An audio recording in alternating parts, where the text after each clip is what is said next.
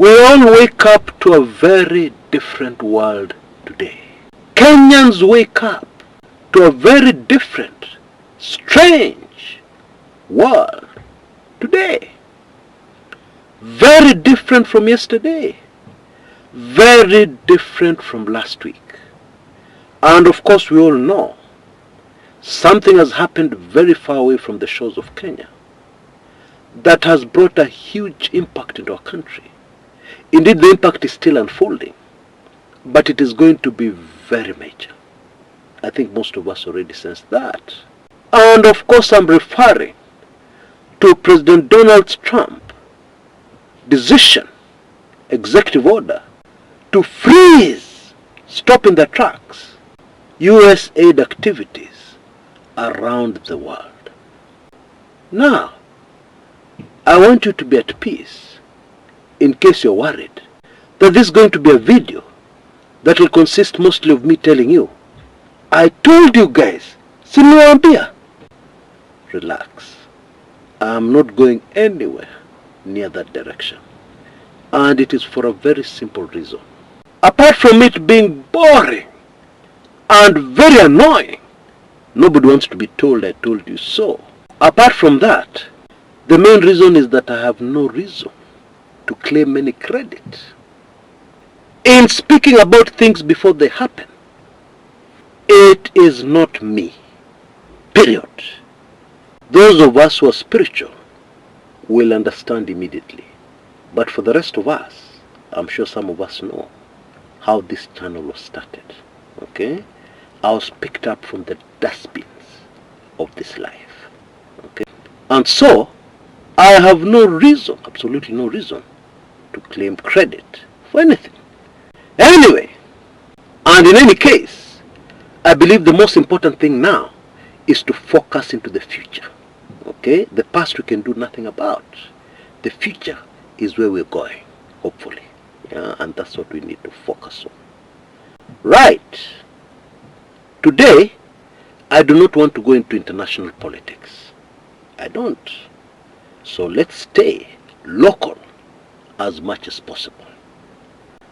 And the first thing we need to take very careful note of, so that we brace ourselves, is that this latest development will tremendously speed up the exit from the presidency of President William Samoei Ruto. And I believe the reason is obvious.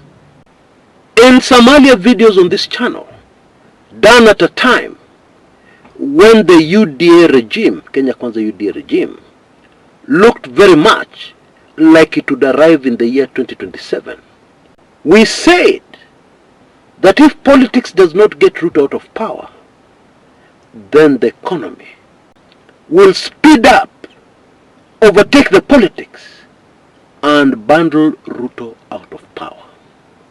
And I believe that is precisely where we're heading. One of the things that has really shocked Kenyans over the last few hours is just how far the reach of USAid and money flowing in to the country from dear Uncle Sam, how far-reaching that was. That has shocked Kenyans. And to be very honest with you, it has also shocked yours truly. It has shocked me. And please don't be so naive as to tell yourself, I don't work in any of those programs. I don't work for USAid. I will not be affected. It has nothing to do with me. I should go out and celebrate. Nimeponea chupu chupu. Don't be naive. Because the impact of all that flow of money into the country that has been brought into a very sudden, abrupt halt is going to shake the Kenyan economy right up to the core. Make no mistake about it. Indeed, right now, Kenya is like that patient in intensive care unit, high dependency unit, barely staying alive, who suddenly experiences, the suddenness is important, who suddenly experiences a major shock, what do you think is going to happen? You know, the Treasury CS, John Mbandi, over the last few hours, has made some utterances that actually are laughable if this was not so serious. He has reassured Kenyans that no tax will be increased in Finance Bill 2025. He has gone out of his way to comfort Kenyans. Everything is okay. Everything is going to be okay. No tax increases. No taxes will increase. Now. Really, Bwana CS? Are you being serious? And so I have a simple question for you. How will the government raise revenue to finance the budget? Even if you cut that budget by a half of what it was last time, please educate me on how the government is going to raise that budget. Now, I'm sure most of you have understood the grave, very serious issues I'm raising here. And I'm sure you've also understood that what is about to unfold in the dear motherland, and indeed in many parts of the world, can only be described as catastrophic. And my very strong advice is that if you still are in that place of ndoto ya mchana, saying to yourself that you're okay, mambo poa, mambo sawa, my strong advice to you right now is please wake up before it is too late. Nobody will be left untouched by this. No sector of the Kenyan economy will be left untouched by this. Maybe we should now understand why.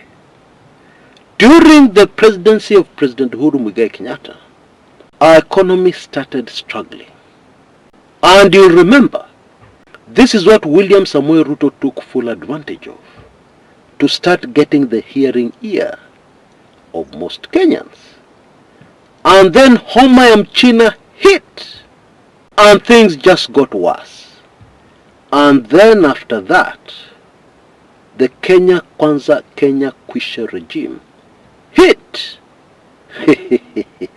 And things got much worse. And then now, Trump has hit. And in my opinion, it is Kwisha maneno. Now, I can hear the sneaker from that corner. Huyu alikuwa mtu wa Trump. Ona sasa.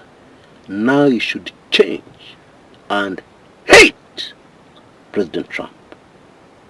Actually, for anybody who is spiritually aware, they will know and they will understand that this man winning the US presidency imetuepusha na mambo mengi sana, mabaya sana, mabaya kuliko hii ubaya ambaye sasa tutapata.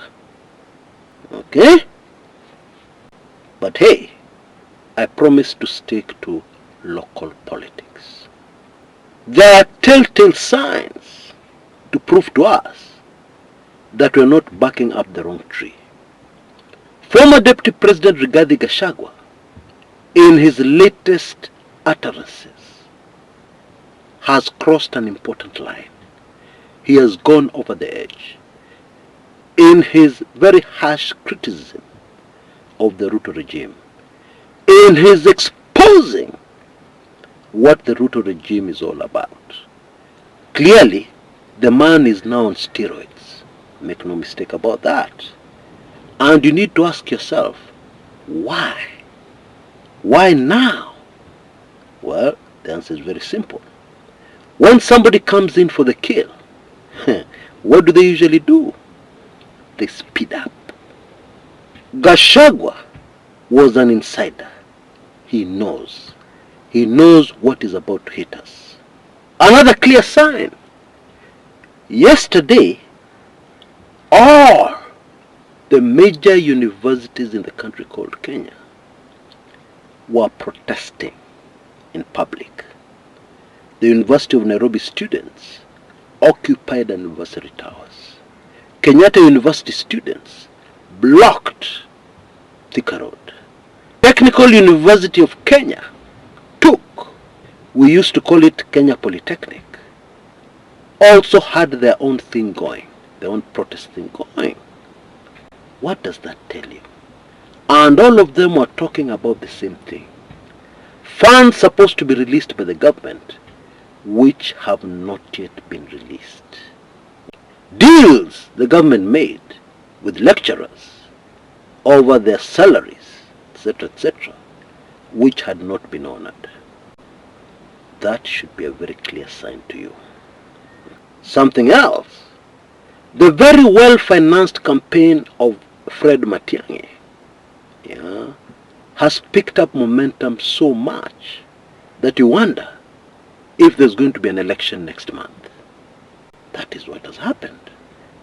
And please, I would urge all of us to remain alert. You know, in my previous video, I analyzed the utterances of an MP who came out and said, Maraga Tosha, that Kenyans should be very serious about considering the former Chief Justice, David Maraga, for the presidency. Nilikiona. I was attacked by some. I was even accused of campaigning for David Maraga.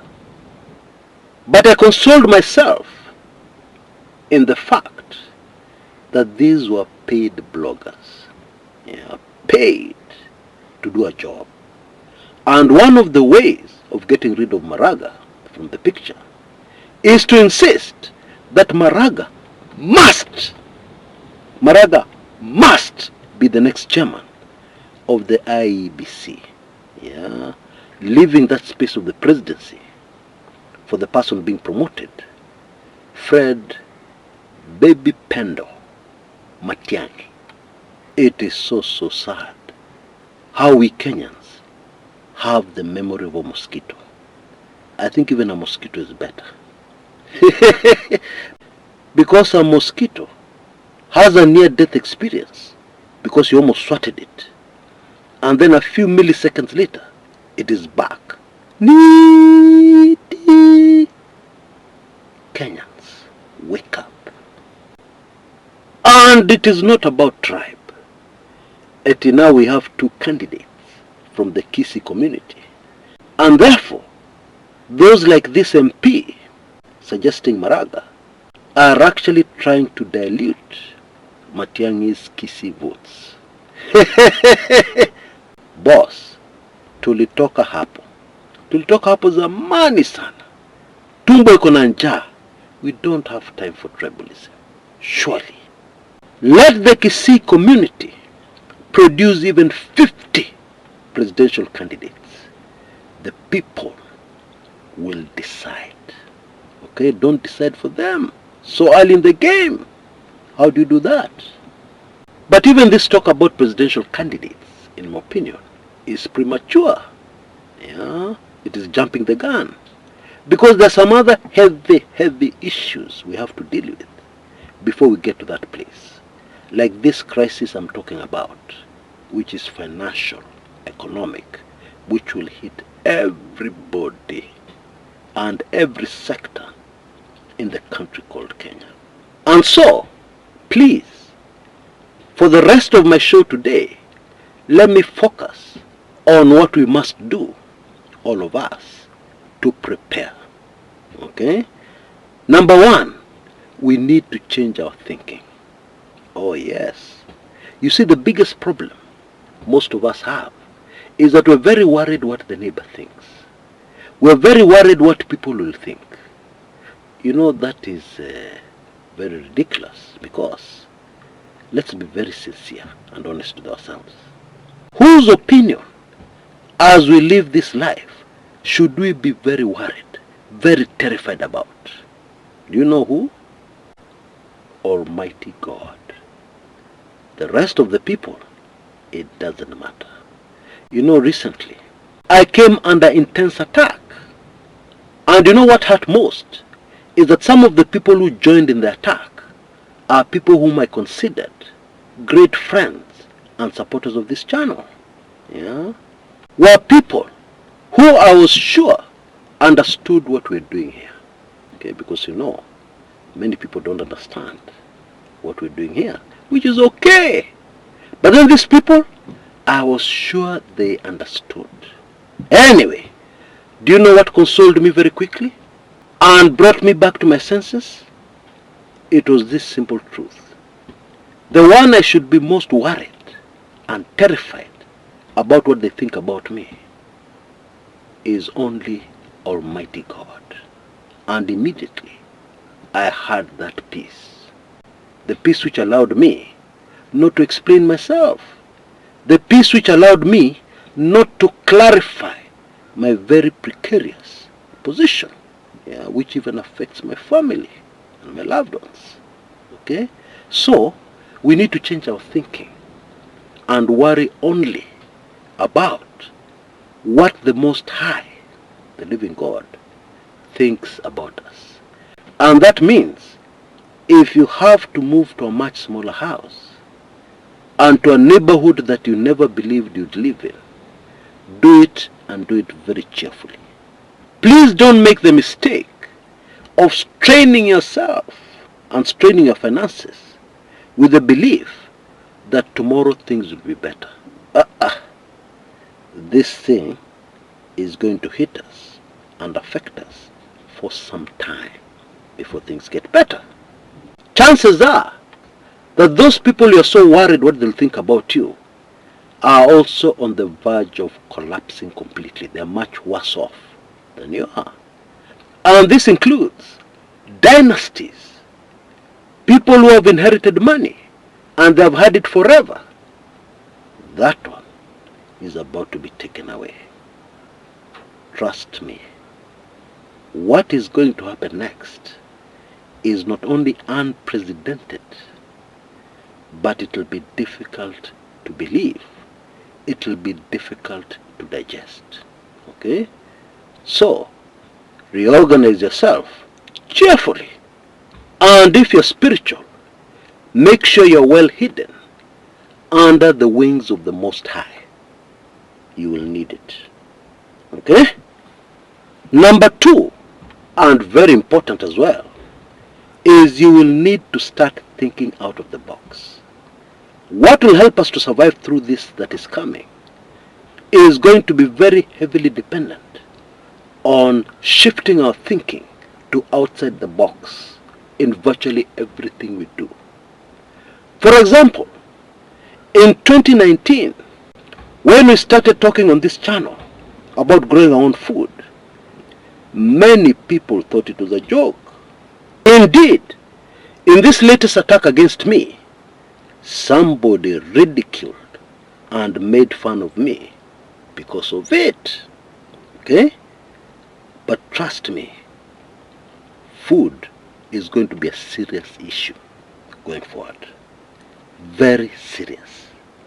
And therefore, my friends, my dear friends, and I really care a lot about you, please think about planting your own food. Very important. I know that one is hard to see.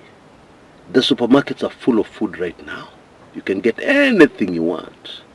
And it looks like the supply is endless. Surely it will take another many months before this food crisis hits. I know that's how it looks. But remember, even if I'm wrong, do you want to take the risk? Do you? But I'm not wrong.